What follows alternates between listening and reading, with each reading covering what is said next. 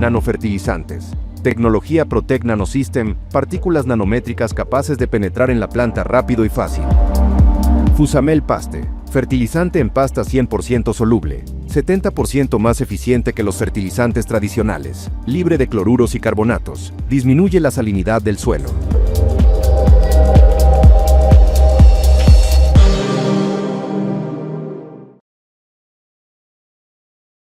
Con Sibiotech, alcanza el real potencial de tus cultivos.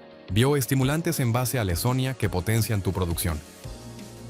Sibio Duo asegura que tu cultivo nunca se detenga.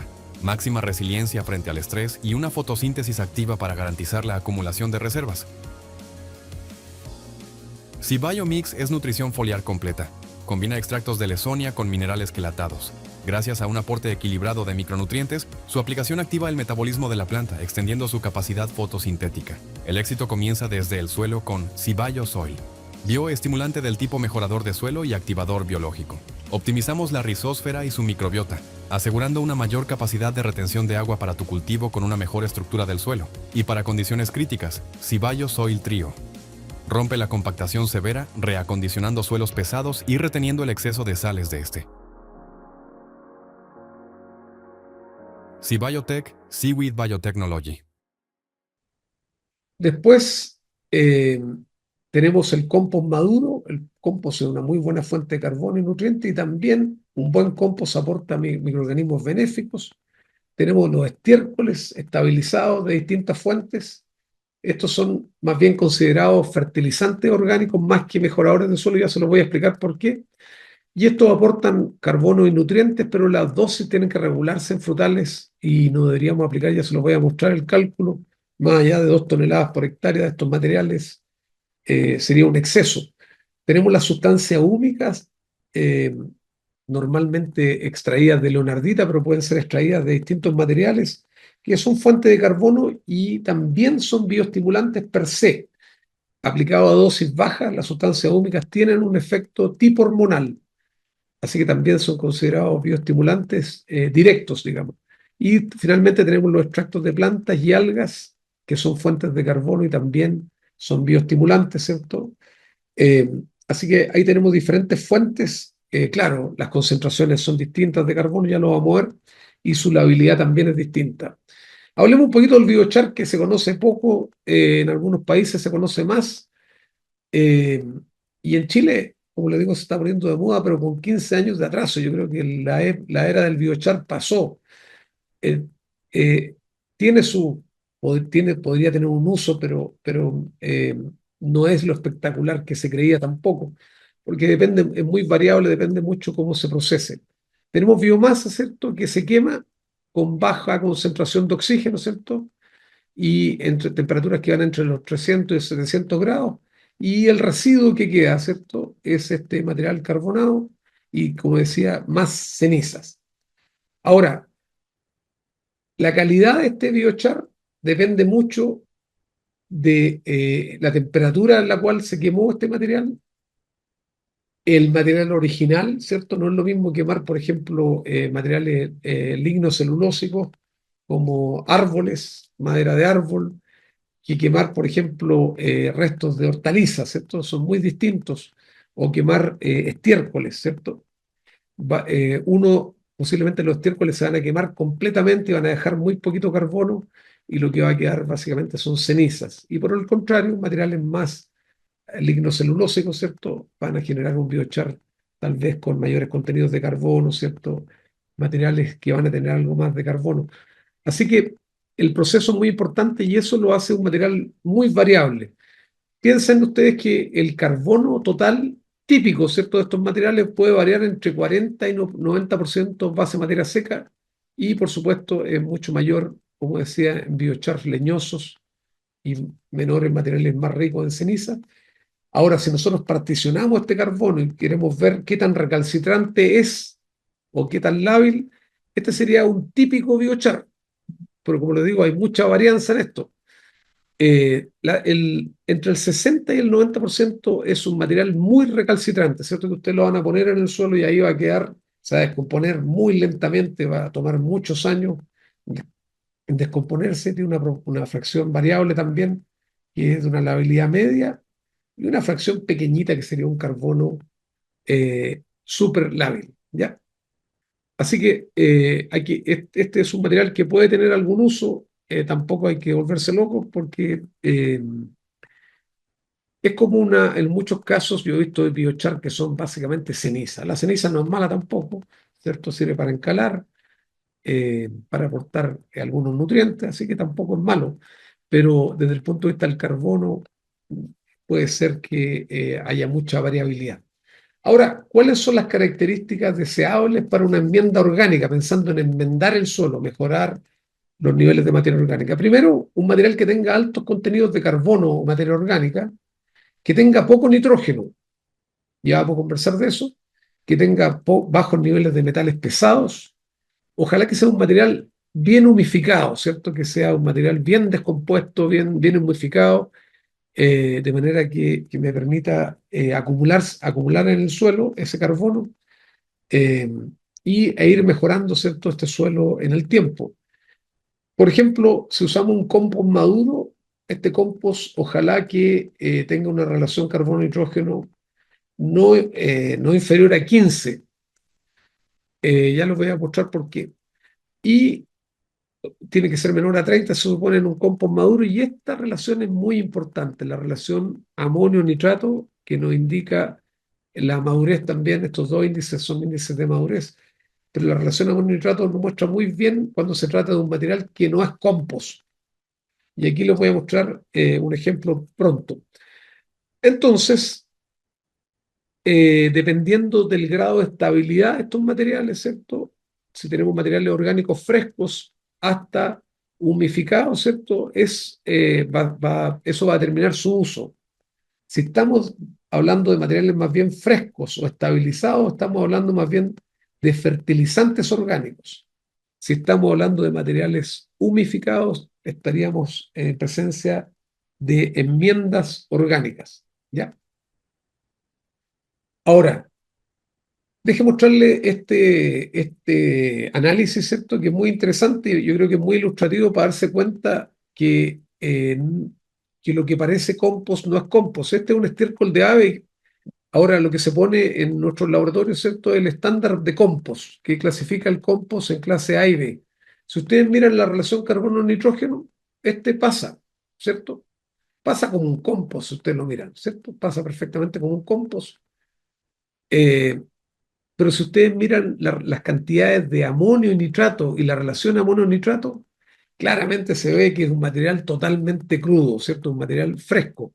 Mire la cantidad de amonio que tiene. Si el nitrógeno total es 5%, tiene 2,3%, o sea, casi la mitad es amonio, lo que nos habla, ¿cierto?, de un material totalmente fresco. Si tuviéramos un material compostado, ¿cierto?, esta relación amonio-nitrato, como le había dicho, debería ser menor a 3. Y aquí nos damos cuenta que este es un material que se va a comportar en el suelo como un fertilizante más que un mejorador de suelo. Lo vamos a poner en el suelo y se va a descomponer muy rápidamente. Además, va a aportar una cantidad de nitrógeno muy importante. Si hacemos un ejercicio rápido, muchos productores usan 10 toneladas de este material. Estaríamos hablando de 500, de 10 toneladas para no mentirles, 10.000 kilos, ¿cierto? Por 5%, estamos hablando de 500 kilos de nitrógeno, y de los cuales la mitad va a estar inmediatamente disponible, ¿cierto? Que ese es forma amoniacal. Ya, así que ahí nos damos cuenta de cuando los materiales están crudos, que si hay que mirar también los metales y otras cosas. Este fertilizante, esto sería más bien un fertilizante más que un mejorador de suelo. Y aquí les quería hacer una pregunta, lamentablemente no me la pueden contestar, pero ustedes se la pueden contestar solos, ¿cierto? Ahí tenemos una mezcla física, un material inorgánico, ¿cierto? Y por otro lado tenemos un estabilizado, ¿cierto? De estiércoles. Este es un estabilizado de estiércol de cerdo que se ve muy bonito. Y la pregunta que yo le hago, ¿cuál de los dos tiene el mayor potencial de contaminación? Y claro, ustedes tienen que responderme de acuerdo depende de la dosis, ¿cierto? Efectivamente, depende de la dosis. Pero, por ejemplo, si nosotros ponemos este material a las dosis que se aplican en muchos lugares del mundo, incluido Chile, Estos se aplican en cantidades altísimas, 20 toneladas, ¿cierto? 10 toneladas. En cambio, los fertilizantes, nosotros, ¿cuánto aplicamos, ¿cierto? No llegamos máximo una tonelada. En ese caso, créanme que este va a ser más contaminante que este. Así que, por supuesto, depende mucho cómo lo manejemos, pero no todo lo inorgánico es malo, así como no todo lo orgánico es bueno. Lo orgánico no significa necesariamente bueno. Si se maneja mal, puede ser tan malo como lo inorgánico. ¿Ya? Bueno, yo les comentaba que los estiércoles estabilizados o los estiércoles frescos, ¿cierto? Tienen un límite. Y si nosotros usamos el límite ambiental europeo, ese límite dice que uno no debe aplicar, no debe exceder los 170 kilos de nitrógeno por hectárea por año o los 115 kilos de fósforo, el que suceda primero. Ya. Eso determina, ¿cierto?, la cantidad de estos materiales que se pueden usar. Antiguamente esto era 200, ha ido bajando, ¿cierto? Pero el que se alcance primero, esa es la dosis máxima. Si le agregamos un par de criterios más, por ejemplo, la acumulación de cobre o la acumulación de zinc, podríamos acumular máximo 4 kilos por hectárea de estos metales, y eso también debería regular la dosis. Si nos vamos ahora con un frutal, este caso es cerezo, que máximo podríamos aplicarle al cerezo, máximo, le aplicamos cero en muchos casos, pero máximo 90 kilos de nitrógeno o 60 kilos de fósforo, ¿cierto? Y máximo un kilo de cobre y un kilo de zinc. Si nosotros metemos esto a la juguera, ¿cierto? Nos dice que la dosis de este material no debiera exceder una tonelada y media por temporada. Y no aplicar nada más, porque claramente eso no está aportando suficientes nutrientes, ¿cierto? Y no las 10 toneladas ni las 20 toneladas que muchos productores aplican, ¿ya? Bueno, ahora les quería conversar un poquito de los extractos húmicos, los ácidos húmicos famosos. Si ustedes miran la agricultura orgánica, ¿cierto? La agricultura orgánica de mantención habla alrededor de poner 2 toneladas de compost, de un buen compost, un compost vegetal, ojalá, ¿cierto? Por hectárea año, 2 toneladas, ¿cierto? Es una dosis de mantención y eso nos estaría aportando esa cantidad de carbono total, ¿ya? Depende del compost, por eso tiene un rango. Pero esto es importante. ¿Cuánto extracto húmico tiene ese compost? Nos aportaría entre 40 y 100 kilos de extracto húmico total. Y dentro de ese extracto húmico total, entre 4 y 20 kilos de ácidos húmicos. Y el resto, la mayoría es fúlvico. ¿Ya? Ahora, si nosotros tomamos un ácido húmico de leonardita, ¿cierto? Y nosotros aplicamos 10 kilos de carbono total como leonardita, como extracto de leonardita, que en producto comercial significa entre 25 y 50 kilos dependiendo de la marca. Eso nos aporta un extracto húmico total que va entre 20 y 40 y una cantidad de ácidos húmicos que es muy parecida a la del compost. Y ahí nació lo que llamamos extracto húmico equivalente. Aunque parezca mentira, 2 toneladas de compost aportan más o menos la misma cantidad de ácido húmico que 10 kilos de carbono como ácidos húmicos. ¿Ya? Entonces, eso es lo que se llama extracto húmico equivalente. Y es por eso que la dosis mínima de extracto húmico, de ácido húmico que se aplica en Chile, o extracto húmico, como quieran llamarle, son 10 kilos de carbono. Hablemos un poquito de los extractos húmicos, ¿cierto? Estos extractos húmicos, como decía, se pueden extraer desde cualquier materia orgánica, ¿cierto? Puede ser leonardita, que es lo principal, para usted lo pueden hacer de compost, no lo hagan, se puede hacer de tierra de hojas, pero no lo hagan, está prohibido, ¿cierto? Se podría hacer de suelo también, pero tampoco es buena idea. Se extrae con una base fuerte, ¿cierto? Y lo que se disuelve es lo que llamamos materia orgánica extraíble en base. Lo que no se disuelve es la humina, que es principalmente lignina en el caso de los materiales que son eh, vegetales, ¿cierto? Y Ustedes pueden ver aquí, esto es lo que se nos vende como productos comerciales. Las sustancias ómicas comerciales son básicamente materia orgánica extraída en base, también llamadas humatos de potasio, ¿ya? Si nosotros acidificamos este extracto, que inicialmente es líquido, pero yo lo puedo secar y lo puedo convertir en un polvo, por eso se vende como polvo también. Si yo lo acidifico, la fracción húmica va a precipitar, mientras que la fracción fúlvica se va a mantener en solución, ¿ya? Así que así podemos separar fúlvicos de húmicos, precipitando este extracto húmico. Si yo quiero disolver nuevamente la fracción húmica, obviamente le aplico más KOH y lo voy a disolver, ¿cierto? Entonces, una cosa que hay que saber que un extracto húmico tiene ambas fracciones, a no ser que se hayan separado. Pero muy pocas empresas hacen este proceso y la mayoría vende el extracto húmico que contiene ambas fracciones, ¿ya? Bueno, y ahí tenemos, por ejemplo, estos extractos húmicos granulados, se pueden secar, se pueden granular, aquí lo tenemos líquido, ¿cierto? Y recuerden que contienen ambas fracciones, ¿ya?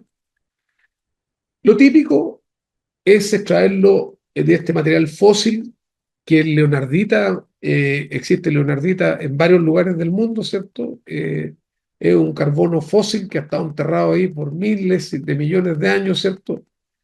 Y bueno, existen leonarditas de mejor y peor calidad, pero en el fondo lo que a mí no me gusta, lo encuentro buen producto, pero que igual es un carbono fósil, ¿cierto?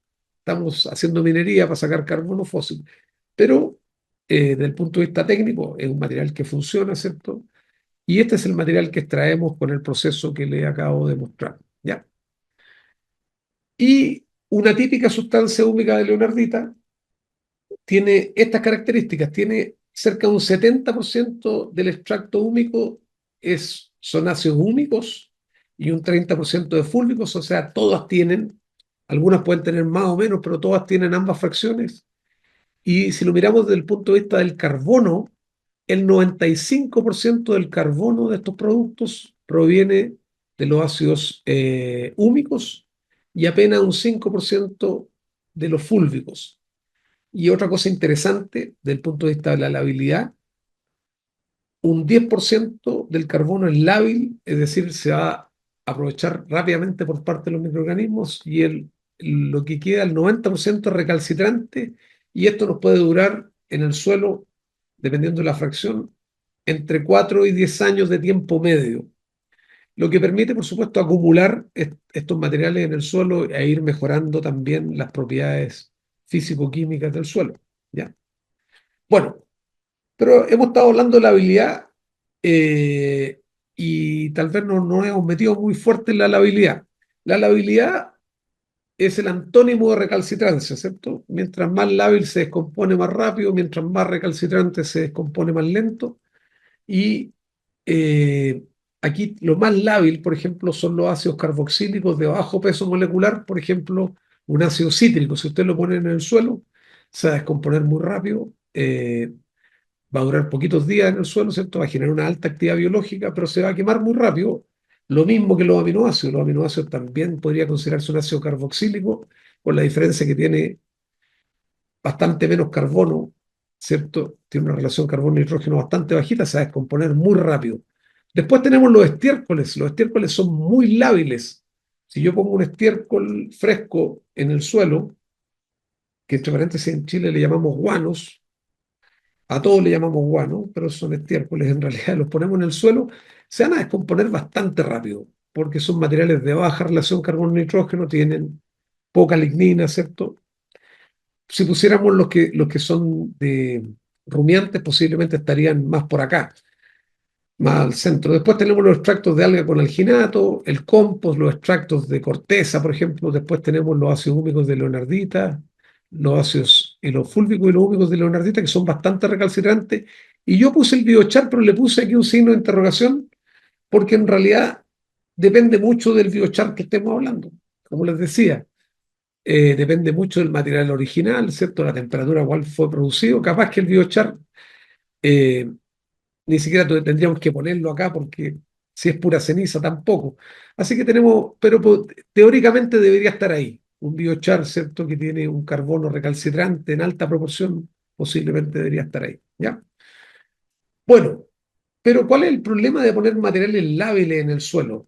Es que nunca vamos a lograr mejorar los niveles de materia orgánica del suelo. Nosotros creemos que estamos mejorando los niveles de materia orgánica si ponemos estiércoles, por ejemplo, de ave o cerdo, pero la verdad es que no lo estamos haciendo. Y hay un estudio muy bueno de los Países Bajos, ¿cierto? De estos autores que muestran un estudio de largo plazo, ¿cierto? En los Países Bajos, ¿cierto? Donde se compararon dos materiales, un compost vegetal, ¿cierto? Esto se siguió por 100 años y se comparó con la aplicación eh, de, se me olvidó el nombre, de un purín, esa es la palabra, de un purín de cerdo. Le iba a decir, lo iba a decir en inglés mejor, es un purín de cerdo, ¿ya? Y si ustedes miran qué pasó con la materia orgánica, en el caso del compost se mantuvo o aumentó levemente, pero en el caso del material más lábil, que es el purín de cerdo, la materia orgánica no solamente, está exagerada la escala, por supuesto, no solamente no se mantuvo, sino que cayó. Ahora, ¿qué explica esto? ¿Cierto? La actividad biológica. Si ustedes ponen un material lábil, ese material lábil los microorganismos lo van a atacar, van a producir una gran cantidad de CO2, lo van a respirar básicamente y van a seguir después descomponiendo la materia orgánica nativa. Así que está más que claro que con solamente materiales lábiles no vamos a subir los niveles de materia orgánica. Es por eso que tenemos que buscar materiales que sean más estabilizados, más recalcitrantes, ¿cierto? Para poder lograr este aumento. Bueno, otra pregunta, ¿cierto? Que es interesante respecto a las sustancias húmicas. ¿Son todas las sustancias húmicas iguales, aunque se llamen fúlvicos? Por ejemplo, ¿no es lo mismo un fúlvico de leonardita, desde el punto de vista de la leabilidad, que un fúlvico de un extracto de alga, ¿cierto? Si ustedes mandan a hacer un análisis de un extracto de alga, le va a decir que tiene un 90% de extracto fúlvico o de la proporción de extracto húmico, un 90% a lo mejor es fúlvico y el resto es poquitito de húmico. Pero ese ácido fúlvico no es lo mismo que un ácido fúlvico de leonardita. Y aquí yo esto me ha costado mucho tratar de explicarlo, pero aquí tenemos un extracto vegetal, por ejemplo. Imagínense que yo hago un extracto de alga o de plantas, ¿ya? Y aquí lo voy a comparar con un extracto de leonardita, donde tenemos un material fósil, ¿cierto? Ambos tienen extracto húmico total, ¿cierto? Este tiene más que este, pero ese extracto húmico total no es igual en términos de recalcitrancia. Aquí tiene ácido húmico, ¿cierto? 0,5%, poquito, y este tiene un 8%, pero este ácido húmico es mucho más lábil que este. Lo mismo en el caso de ácidos fúlvicos, por más que se llamen iguales, no son iguales, porque básicamente esta división entre ácido húmico y fúlvico es una forma de particionar la materia orgánica, pero lo importante es cómo se comportan desde el punto de vista de su labilidad. Pero lo que quería dejar con esta diapositiva es que no es lo mismo un ácido húmico de compost que un ácido húmico de leonardita, como tampoco lo mismo es un ácido fúlvico de compost que un ácido fúlvico de leonardita o de algún extracto de planta, no son iguales, ¿ya? Y para evaluar su labilidad, ojalá hay que hacerlo en condiciones de laboratorio y eso es lo que estamos haciendo nosotros. De a poquito estamos llenando este mapa. No alcancé a poner los últimos datos que teníamos. Tenemos bastantes productos acá. Y este es un mapa de la habilidad que nos permite saber, ¿cierto?, la realidad de la labilidad o recalcitrancia de los productos. Y es un análisis bastante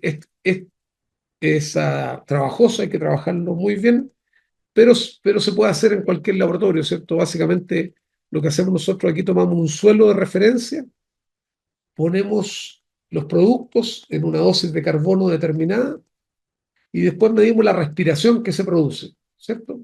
Un producto más lábil obviamente debería producir mayor respiración que un producto menos lábil. Y posteriormente calculamos estos índices, uno que se llama respiración relativa, cuánto más respiró respecto al suelo original. Y aquí tenemos la eficiencia de conversión, ¿cierto? Cuánto CO2 se produjo respecto al carbono que se aplicó. Y con estos dos índices construimos este diagrama, estos cuatro cuadrantes, ¿cierto?, que nos muestran los productos que están en el cuadrante derecho superior son los más lábiles. Y adivinen cuál es el más lábil, tal como lo hemos visto en teoría, ¿cierto? Los aminoácidos, en este caso un aminoácido de salmón, son muy lábiles, ¿cierto? Lo cual puede ser muy bueno, pero también puede ser muy malo. Eh, por ejemplo, podría ser muy malo en condiciones de anaerobiosis, ¿cierto?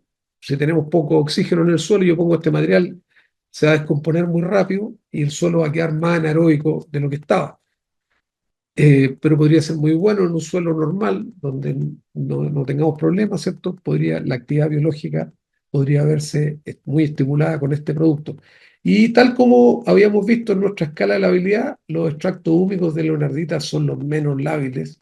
Y entre medio, ¿cierto? Tenemos estos ácidos carboxílicos no son de bajo peso molecular, estos son más bien de arroz, de cascarilla de arroz, que son mucho más duros, ¿cierto? Mucho más recalcitrantes.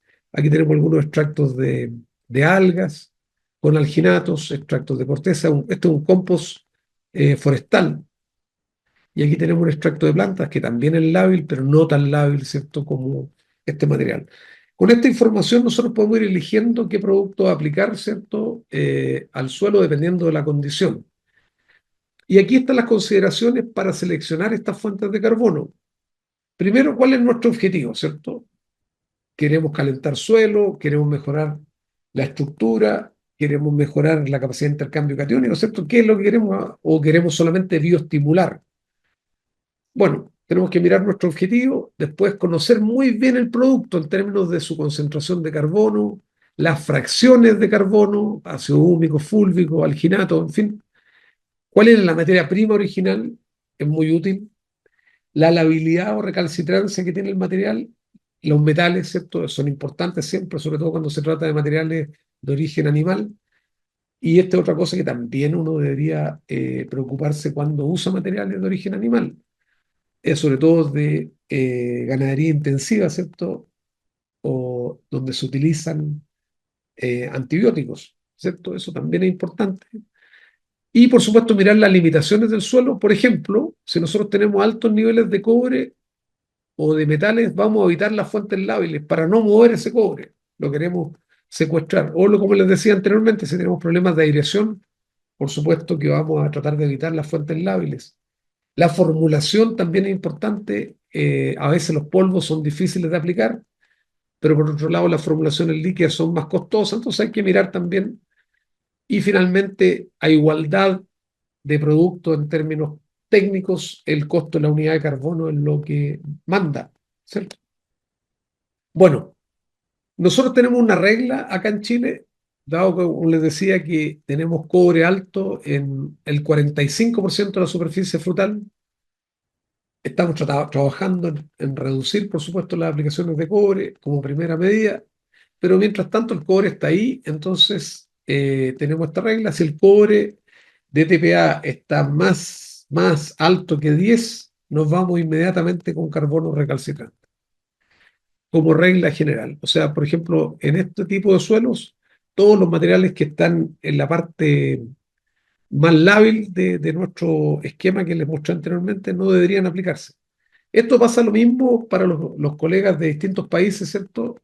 Con algunos hemos conversado este tema, por ejemplo, los que tienen problemas de cadmio, no se les ocurra meter materiales lábiles en presencia de cadmio, menos en suelos que tienen poca capacidad buffer, ¿ya? Y eso, yo creo que el mantener pH muy ácidos y aplicar fuentes muy lábiles puede ser muy nocivo, ¿cierto? Y podemos tener después presencia de estos metales a nivel de la fruta. Bueno, y esto aplica principalmente para este año, ¿cierto? En Chile y tal vez en otros países, ¿cierto? Del hemisferio sur, que estén sufriendo lo mismo que nosotros, que en la falta de oxígeno tenemos suelos que están bastante saturados, ¿cierto? Y van a estar saturados, se espera, lamentablemente, en primavera. Tenemos suelos inundados también.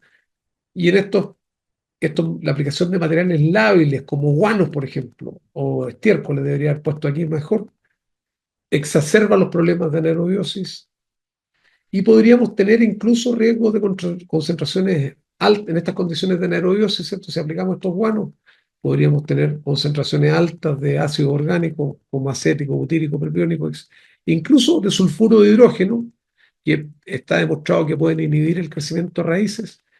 Y además vamos a tener un aumento significativo de la desnitrificación, como habíamos dicho anteriormente. Y como último punto, algo que se está viendo bien frecuentemente, ¿cierto?, es la toxicidad de manganeso, producto de la reducción de manganeso de más 4 más 2, ¿cierto?, el aumento de las concentraciones de manganeso soluble. Y por supuesto, esto causa toxicidad a nivel de raíces y también problemas a nivel de la planta entera. Así que estos problemas se van a dar. Yo aconsejaría a los productores que están conectados que eviten las fuentes lábiles, ¿cierto?, cuando les falta oxígeno, por lo que acabamos de explicar. Bueno, ahora un poquito vamos a hablar brevemente, ¿cierto?, acerca de los microorganismos. No me voy a meter tan profundamente en esto por un tema de tiempo y además porque la diversidad es tan grande que preferí más bien conceptualmente marcar este punto. Eh, Estos son los grupos de microorganismos más relacionados con la nutrición y los que se están utilizando, por supuesto, en la producción frutal. Aquí están los grupos microbianos, se están usando fijadores de nitrógeno, ¿cierto?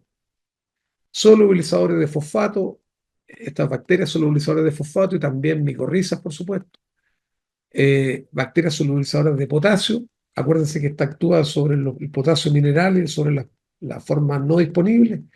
En el caso de calcio, micorrizas y eh, bacterias promotoras de crecimiento de raíces, con un efecto más bien indirecto, ¿cierto? Porque lo que están haciendo es estimular las raíces y mejorar la absorción de agua y, por supuesto, calcio. Lo mismo que en el caso del magnesio. Todos estos tipos de microorganismos se están usando, ¿cierto? En conjunto, ¿cierto? Con la aplicación de algún tipo de carbono. Eh, pero lo que tenemos que tener claro, yo creo que este es el punto clave, que las funciones específicas de los microorganismos dependen de la disponibilidad de nutrientes en el suelo. Y eso lo hemos visto, hay bastante investigación al respecto, ¿cierto? Por ejemplo, si estamos usando un eh, fijador de nitrógeno, ¿cierto? Ya sea asociativo, de vía libre o incluso uno endófito o endofítico. Si tenemos altos niveles de nitrógeno, créanme que estos microorganismos no van a funcionar. Y eso está bastante demostrado. Los microorganismos fijadores funcionan cuando falta nitrógeno. Si nosotros no bajamos el nitrógeno y seguimos aplicando nitrógeno, es posible que en esa función no trabajen. Pueden hacer otras cosas, pero en la función de fijador posiblemente no lo van a hacer. Y en el caso en el caso de fósforo, esto se ha visto muy claro, por ejemplo, cuando tenemos altos niveles de fósforo disponible, la mineralización del fósforo orgánico cae, pero a cero, porque efectivamente no se requiere fósforo. Por eso cuando hablamos de manejo integrado de la nutrición, tenemos que pensar en fertilizaciones que sean más bien moderadas, ¿cierto? Moderadas a bajas, y vamos a dejar que el suelo trabaje, ¿cierto? Para tener los mejores efectos. Pero si tenemos niveles muy altos de nutrientes, los microorganismos no van a trabajar. Lo que sí van a hacer los microorganismos, y esto es una cosa muy importante, sobre todo para aquellos que están en suelos eh, alcalinos, ¿cierto? La verdad que cuando uno trabaja con microorganismos se olvida de todo lo que es acidificación, ¿cierto? Porque la actividad biológica per se genera acidificación, ¿cierto? A través de la producción de ácidos orgánicos. Ya habíamos visto, ¿cierto?, que la mineralización y posterior nitrificación genera acidificación y también el propio aumento de la respiración, ¿cierto?, que es un incremento del CO2, ¿cierto?, genera ácido carbónico y por lo tanto lo que nosotros tenemos a nivel rizosférico, ¿cierto?, es una reducción normal del pH. Por lo tanto, cuando trabajamos en estos sistemas integrados no debiéramos preocuparnos mucho del tema del pH, de acidificar. eh, Eso pasa a ser segundo plano. Distinto que podemos tal vez tratar el agua, ¿cierto? De manera continua, ¿cierto? Aplicar a lo mejor acidificar el agua, eso puede ser, si es que fuera necesario, pero en realidad, mi experiencia por lo menos es que cuando trabajamos con microorganismos, la actividad biológica hace su trabajo en términos de acidificación. Ahora, si tuviéramos que elegir un inoculante, hay muchas consideraciones para seleccionar un inoculante. Primero, ¿cuál es nuestro objetivo? Queremos solubilizar fósforo, queremos bioestimular raíces, ¿cierto? A través de la producción de alguna hormona, queremos mineralizar materia orgánica, en fin. Tenemos que ver cuál es nuestro objetivo, ¿cierto? Después, ¿qué tipo de inoculante vamos a usar? Si vamos a usar un consorcio microbiano o cepas únicas. ¿Cuáles son los grupos microbianos que tiene este consorcio? Si son bacterias o hongos o ambas. Las especies y cepas son importantes porque algunas son un poquito más eh, talentosas, podríamos decir, en algunas funciones que otras. La formulación es bien importante. La concentración es algo que hay que mirar muy bien también. Y finalmente, si tuviéramos dos productos que hacen más o menos lo mismo, el costo por UFC. Así como en el carbono, ¿cierto? Llegábamos al costo de la unidad de carbono, en el caso de los microorganismos deberíamos también trabajar en ese sentido. Y yo me permití hacer un cálculo aquí, se lo explico inmediatamente. Yo puse aquí productos ficticios, ¿cierto? Que tienen distintas concentraciones. Asumamos un producto monocepa nomás, una cepa, ¿cierto? Y que tienen estas que puede ser UFC por gramo o por ml, depende cómo venga el producto, si es polvo o líquido, ¿cierto? Ahí tenemos nuestras concentraciones. Eh, Después, supongamos que todos ponemos la misma dosis, 1 kilo o 1 litro por hectárea de estos productos, y si ustedes multiplican la concentración por la dosis, le da la cantidad de UFC que va a estar adicionando por hectárea. Claro, esta información podría servir, conociendo el costo del producto, uno podría saber, ¿cierto?, cuál es el costo por UFC, ¿cierto? Y aquí agregamos una nueva, dos columnas más, ¿cierto? Si nosotros eh, consideramos que vamos a inocular los primeros 10 centímetros de suelo en un cultivo frutal que ocupa el 50% de la hectárea, en esa 50% hay 500 toneladas de suelo. En los primeros 10 centímetros, con densidad 1, ustedes pueden hacer el cálculo. Entonces, si yo tomo la UFC por hectárea que estoy aplicando con esa dosis, la divido por el peso de suelo en gramos, me sale la concentración que alcanzaría teórica, ¿cierto?, en el suelo con las diferentes concentraciones de inóculos. Y ustedes pueden ver que las diferencias son notables. Aquí podemos alcanzar 2 UFC por gramo y en otros casos podemos alcanzar 2 millones, ¿cierto?, de UFC por gramo. Por lo tanto, la concentración es muy importante, así como lo es la pureza, ¿cierto?, la eficacia. La concentración también es un factor a considerar en el caso de los inoculantes. Ahora, ¿cuáles son las dosis de bioestimulantes mejoradores de suelo que se están usando, ¿cierto? En el caso de las sustancias húmicas de leonardita, el piso son 10 kilos de carbono por hectárea temporada, que es lo que le comentaba utilizando este concepto de extracto húmico equivalente, y eso equivaldría más o menos a estar aplicando la misma cantidad de ácido húmico que aportaría un compost maduro, ¿cierto? Aplicado en 2 toneladas. Después los extractos de algas y plantas aplicados al suelo, ojalá que llegáramos a 1 kilo. Aquí la pregunta que uno siempre se hace, ¿cierto? ¿Cómo 1 kilo va a cambiar tanto la situación en el suelo? Lo que pasa es que el kilo actúa como un primer, ¿cierto? Es un partidor básicamente, ¿cierto? Que hace que los microorganismos sigan después descomponiendo la materia orgánica nativa, ¿cierto? Los restos de hojas, de poda, en fin, todo lo que estamos retornando al suelo. Así que funciona, efectivamente, eso también nos puede permitir comparar después bien los diferentes productos y en el caso de los microorganismos, en este caso bacterias promotoras de crecimiento, esta sería nuestra meta, mientras más cerca de esa meta lleguemos, de los 10 elevado a 6 UFC por gramo, mejor. Obviamente no quiere decir que los microorganismos, si los aplicamos en dosis más bajas, no se van a multiplicar, pero obviamente la chance de que lo hagan disminuye, ¿ya? Bueno, y finalmente yo me permití hacer, lo he estado trabajando en esto, ¿cierto? Y esto puede cambiar un poquito, pero con el conocimiento que tenemos, ¿cierto? Mala información disponible en la literatura, ¿cierto? Lo que hicimos acá es una matriz objetivo por producto. Ya, aquí tienen los diferentes objetivos para los cuales usamos estos materiales, estos bioestimulantes o mejoradores de suelo, como quieran llamarle. Y aquí tenemos los diferentes productos, ¿cierto? Incluidos los microorganismos, ¿cierto? Las micorrizas, en fin. Y, por ejemplo, si miramos el secuestro de cobre o sales, aparece que las sustancias húmicas son bastante buenas. Mientras más grande el círculo, mejor. Mejoran la capacidad buffer del suelo, la estructura del suelo, pero hay varios que hacen, eh, todos estos productos hacen la función, algunos lo hacen un poco mejor que otros, ¿cierto? Y eso también tenemos que considerarlo, ¿ya? Así que les puede servir como guía para saber más o menos orientar mejor cuáles son los productos para usar. Por ejemplo, si quisiéramos mejorar la temperatura de la rizósfera, ¿cierto? Ahí tenemos varios productos que funcionan bastante bien.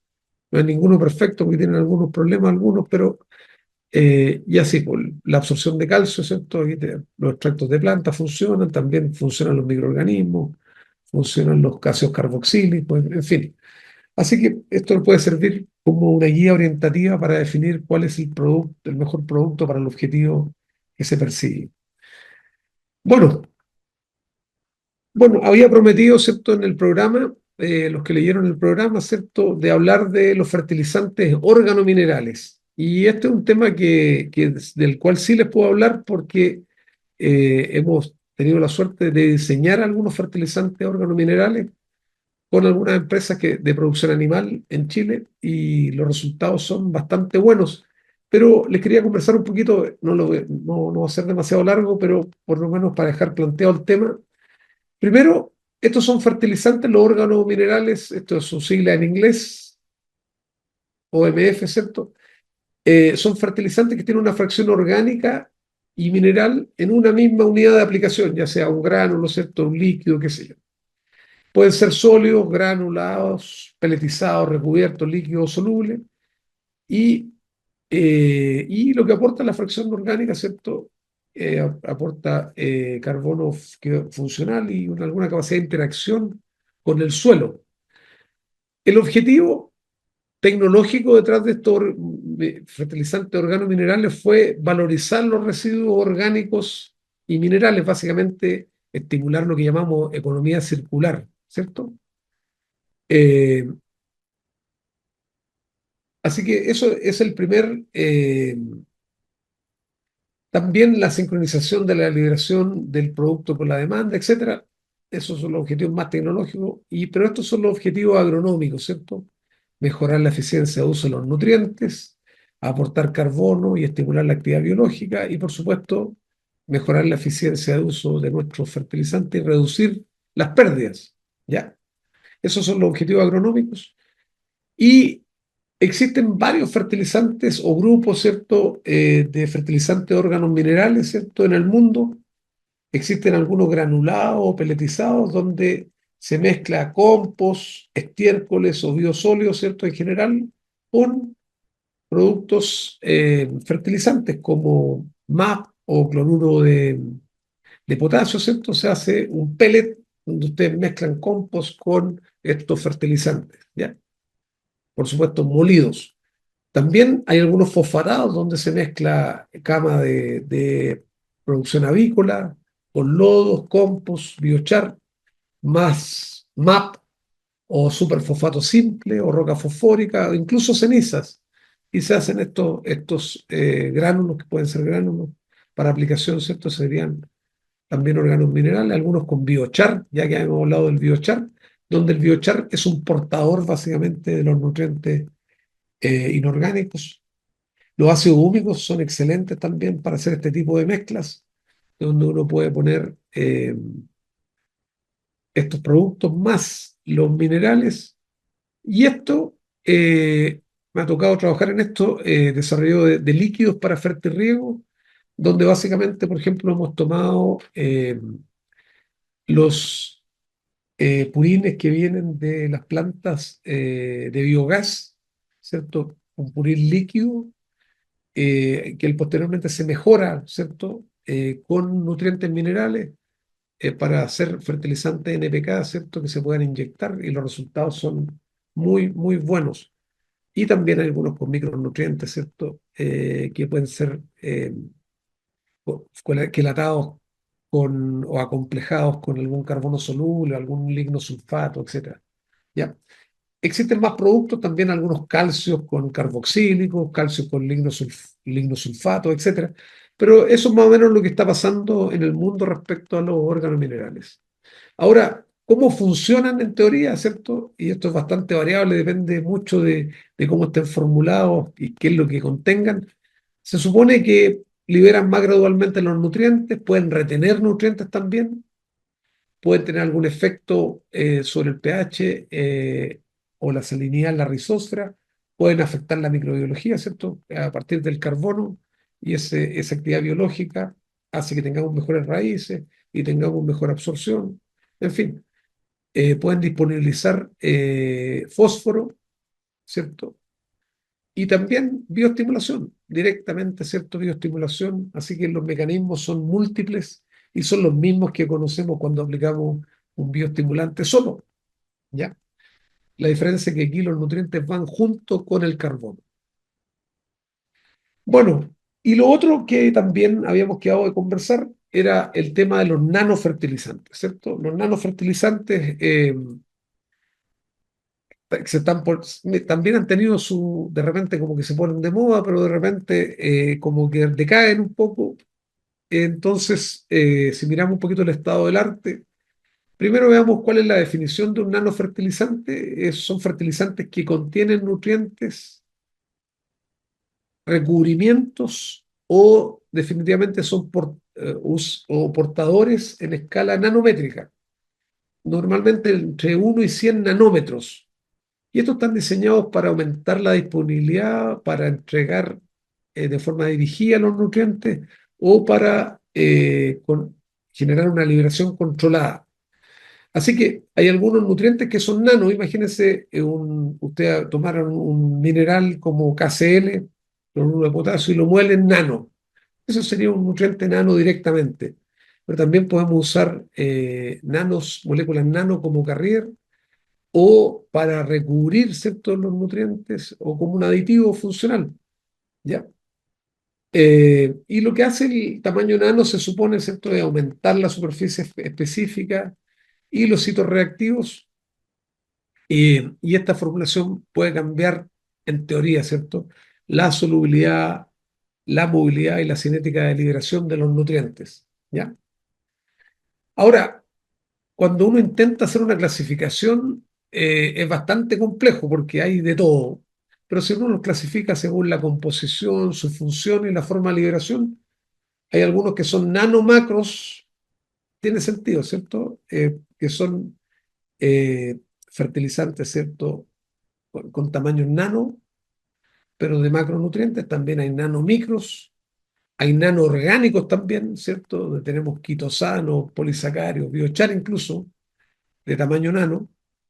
Hay algunos de liberación controlada, donde tenemos eh, recubrimientos, encapsulaciones, hidrogeles, zeolitas, arcilla, en fin, de tamaño nano. Nanocompuestos también, donde se mezclan orgánicos con eh, algunos, por ejemplo, compuestos como zeolita o algunas arcillas tipo morrillonita, etcétera, ¿cierto? Y aquí este es algo que se está desarrollando. De hecho, ya hay productos en México, por ejemplo, y en otros países de la región, los nanomejorados, donde a los fertilizantes convencionales se le aplica un aditivo de nanopartículas que se supone que mejoran su eficiencia, ¿ya? Entonces, si uno tuviera que hacer un resumen, lo nano no describe un solo producto, es una familia de tecnologías de formulación y entrega de nutrientes. Así que es bastante confuso de repente, pero esto es lo que podemos de velar. Ahora, el modo de acción, ya lo hemos conversado algo con los organominerales, acá como que se repite un poco, ¿cierto? Aquí, en este caso, sí hay algo que cambia mucho, que es la superficie específica, aumenta la superficie específica, tenemos más área reactiva, eh, tenemos más absorción y más sitios de intercambio por unidad de masa. También la liberación lenta o controlada también es un mecanismo que puede funcionar. La entrega dirigida, es decir, que el producto llegue directamente donde se quiere que llegue, y también los cambios que puede provocar en la rizósfera. ¿Ya? Todos estos mecanismos están descritos y podrían funcionar eventualmente con estos nanofertilizantes. Ahora, lo que yo hice fue buscar evidencia de investigación con nanofertilizantes. Y hay mucha investigación con efectos muy positivos, pero el problema es que están reportados sobre condiciones controladas. O sea, cuando nosotros hacemos un trabajo a nivel de invernadero, a nivel de laboratorio, ¿cierto? Con nano, normalmente funciona. ¿Ya? Ahora, el efecto positivo que se ve no siempre demuestra absorción de las nanopartículas, ¿cierto? Podría ser eh, producto del nutriente que se aplicó, el nutriente soluble, o también por efectos de bioestimulación directa. No está muy claro que sea la nanopartícula la que está haciendo el efecto. Otra cosa importante, que ha habido ahí en literatura, ¿cierto?, que demuestra algunos fracasos a nivel de campo cuando se ha pretendido bajar las dosis violentamente, producto que teóricamente estos productos tienen mayor eficiencia, ¿cierto? Eso ha pasado también en Chile con otros productos. Se ha dicho que uno se puede rebajar fuertemente, claro, y algunos sí se puede. Cuando los suelos son buenos, se puede rebajar bastante las dosis, pero en otros casos ha habido también algún fracaso. Eso está reportado en la literatura, ¿cierto? Y les puedo dar la literatura que lo reporta. Lo que sí hay total acuerdo a nivel mundial, que se requiere más investigación de campo, porque la mayoría de la investigación está hecha bajo condiciones controladas. Y hay muchas preguntas sin responder aún respecto a los nanos, como la potencial toxicidad que pudieran tener, ¿cierto?, sobre la planta, eh, la acumulación en el suelo, los efectos sobre el microbioma, y hay una cosa que todavía no llegamos ahí, que es la regulación, ¿cierto? Recién estamos en etapa de regulación de los bioestimulantes, ¿cierto? Y créanme que los nanos están bastante más lejos.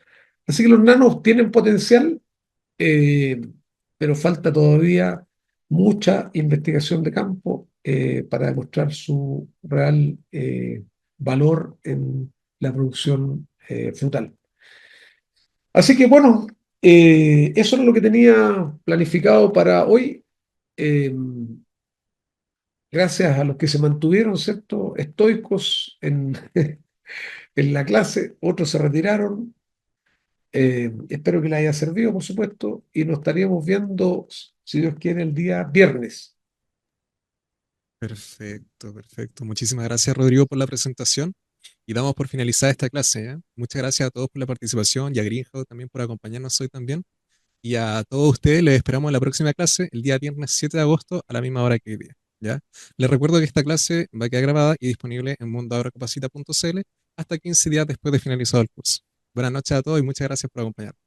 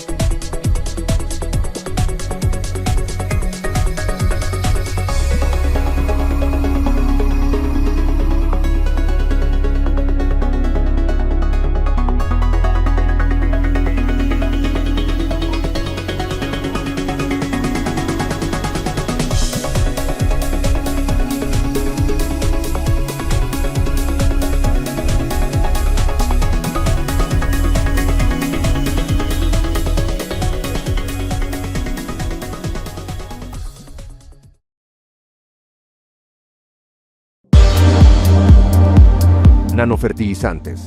Tecnología Protec Nanosystem, partículas nanométricas capaces de penetrar en la planta rápido y fácil. Fusamel Paste, fertilizante en pasta 100% soluble, 70% más eficiente que los fertilizantes tradicionales, libre de cloruros y carbonatos, disminuye la salinidad del suelo.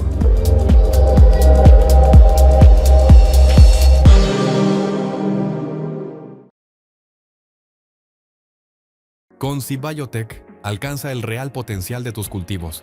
Bioestimulantes en base a Lesonia que potencian tu producción. Sibio Duo asegura que tu cultivo nunca se detenga. Máxima resiliencia frente al estrés y una fotosíntesis activa para garantizar la acumulación de reservas.